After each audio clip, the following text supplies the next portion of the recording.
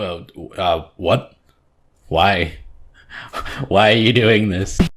Okay, guys, come close. It's not what you think, dude. There are Slark players keeping me hostage, wanting me to make a guide on Slark, but remember, this is all advice that can be used to counter him too. You can't tell right now, but I'm winking, so just trust me. Slark players already know how to play Slark. This is the only way to play against Slark. Back in the old Dota client, Slark had one role in Escape, which pretty much sums him up. He broke out of Dark Reef prison. That's quite the feat, I think.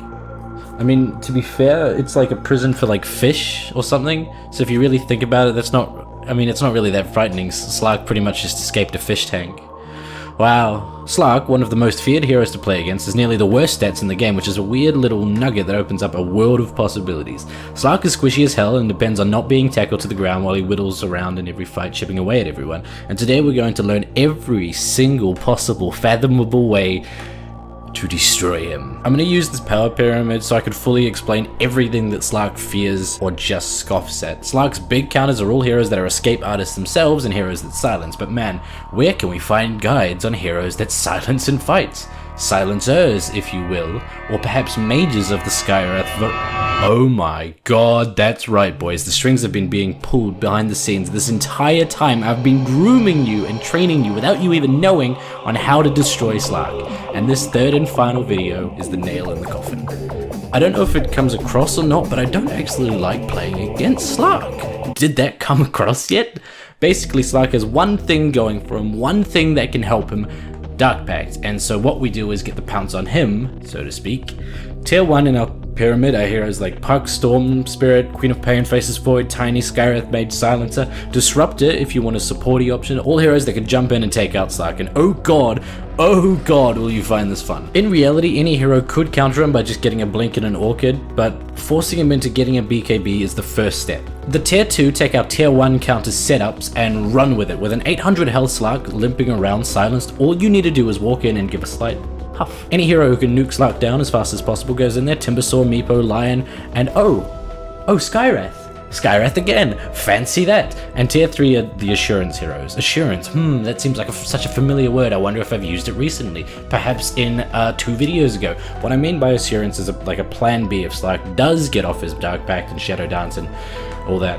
AoE stunners, heroes with saves, anything that can stop Slark without even seeing him. And oh boy, I know a few of them. Silencer comes to mind. Lion gets another mention here. Sand King, Oracle, Wisp, all really good at everything in the tier 3 category. But the best assurance hero for me, personally, is a little underrated gem called Bloodseeker with a Silver Edge. Silver Edge breaks Essence Shift and Slark's ult's passive regen, and it's unpurgeable, and Thirst Further breaks Slark's ult, and again, it works through his ult's active, and Rupture stops Slark from positioning and repositioning, and Blood Ride is a potent silence, and Slark has no way to not get ruptured. Even with my previous Bloodseeker guide out there in the open, I still run into Slarks who build Lincolns and nothing makes me happier. Blood Rage to break Lincolns, immediately rupture, then Blood Rage 6 seconds later. Ta-da, your 5,000 gold item just delayed your death 6 seconds. Neat. Man, this video feels good. On the flip side, Slark's favorite heroes to go up against are heroes who man fight, who stand their ground and win the clash by hitting harder than you. Heroes like Medusa, Wraith King, Abaddon, Spectre, Ursus, Sven. Slark is the counter to man fighting heroes because of the fact that he plays dirty, you know? He steals more stats the longer you fight, he gets in hits while you can't hit him through his Shadow Dance. He's just sort of a deck. Our one redeeming quality is the fact that there are items and abilities that can tip the scale back our way. Evasion, Maim, attack slows. Ever seen a sniper pick up a basher? Other heroes who are food for him are squishy single target supports who walk off on a solo warding mission only to drop the sentry right on top of a waiting Slark. Wriggle wriggle little fish. Okay, so this bit's actually just gonna look like I'm helping wannabe Slark pros. They're watching me animate over my shoulder. If I strangely don't release a video for a really long time, I'm probably dead. Or just, I guess, taking another one of my patented massive hiatuses. Actually, yeah, if I'm gone for like a few months, I'm probably still alive. If it's like 10 years later, then maybe start being concerned. The skill build is as follows. Slark doesn't really have a get at level 1 spell. Every game you could do something different. Usually just go Pounce though for the escape or kill potential. Level 1 of Pounce is already the 3.5 second leash. Dark Pact is what makes Slark. 0-second cast animation, crazy damage, short cooldown, 40 mana, and according to the games I play, Dark Pact seems to be the only magnetic spell in the game. Teammates' spells constantly get thrown towards him after he's popped it, rendering them completely useless. Is this a bug? Dark Pact has a sound effect, I'll play it now in isolation. That sound effect perfectly syncs up with the stages of Dark Pact. Dark Pact has a 1.5 second delay and then releases 1 second of 10 waves immediately after every single wave purges, ending where the sound clip ends, except where you think the sound ends and where it does are two completely different values. It gets really quiet at the end, but still continues on for a little longer. Here's a general rule of thumb. If you think Dark Pact is over, wait a goddamn second and then cast. It's better to be a little late and land your stun than a little early and get violently eviscerated. The charge up part of the sound clip and the beginnings of Dark Pact are only seen by Slark and his horrible teammates. I mean, I'm sure they're good people outside of Dota, but they're willingly helping a Slark win. Dark Pact is usually max first for flash farming. Slarks don't really mind the extra damage taken, obviously, because of their passive regen. Pounce disjoints projectiles and is an instant cast ability. There's a command in Dota that overrides pathfinding and makes you just face the exact way your mouse click takes you. If I play Slark myself, I make sure to turn this on. The actual code has to be turned on in console. The command is Dota_unit_allow_move to_direction 1. It's in the description. Obviously you can just copy and paste it. To use it after you put it in the console, just press Alt and right click. If you want to change it, I'm sure there's a guide. Slark can use items during Pounce, and Pounce completely ignores illusions. For this reason, he's good against Terrorblade, but he's great against Terrorblade because Slark can Shadow Dance as TB gets low, so he can't Sunder. Spells that can't break the leash include Leap, Skewer, Force Stuff, and ironically, Pounce itself. Rubik can't pounce away if Slark has pounced him. Sure, that makes sense. A weird little trick that you'll never use is that phase movement and some handy summon positionings can actually break the leash for you. If you're Nature's Prophet with phase boots, go all the way to the edge of the leash, put your treants right on you, then when the phase ends you'll be pushed out of them and henceforth out of Pounce.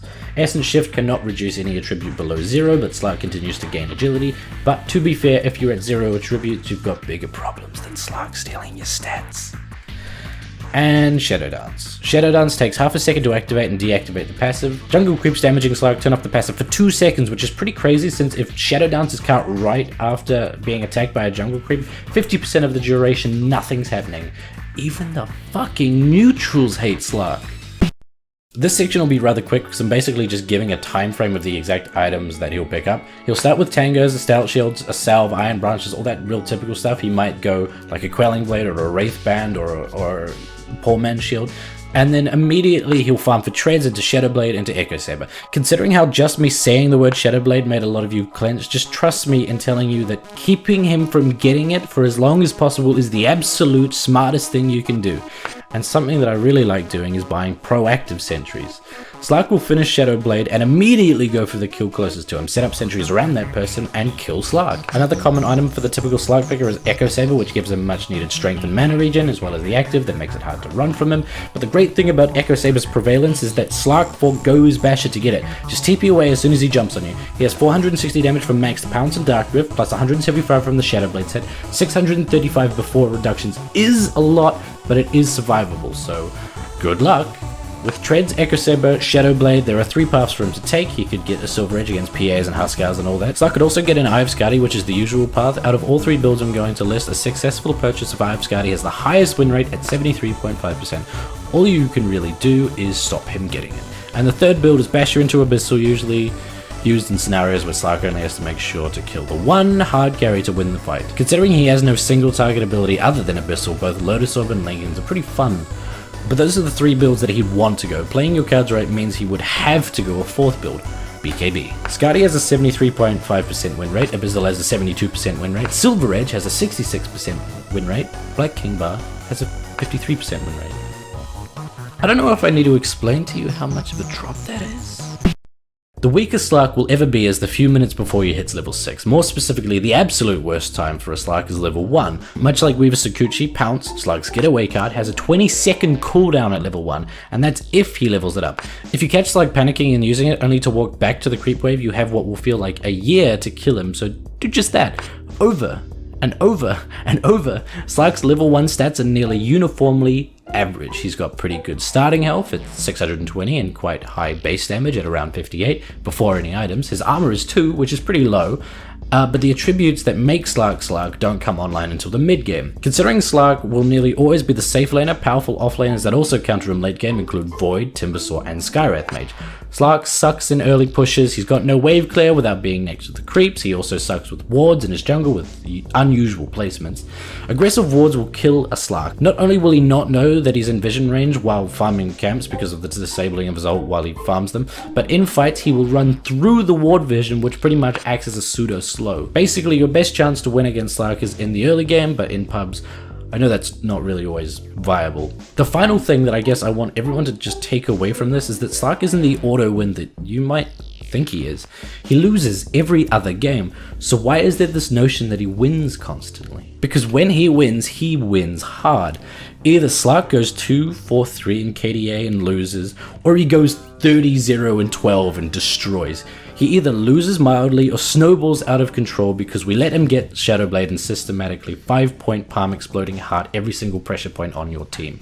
He destroys and he makes you remember. It's basically like the difference between taking the time to wash one dish in the sink that's a slight nuisance or ignoring it and having your roommate come home with a pretty girl only to have her collapse when she gazes upon this monolithic pile of precariously balancing dirty plates. Ha ha ha. Do you get it, Shirley? Wash your goddamn dishes. Whoops. To the few of you who saw the Steam build a month ago without seeing the video, you were probably a bit confused and very concerned. Usually my Patreon viewers get a video a few days before. Turns out because I forgot to upload this one publicly, they got it over a month before.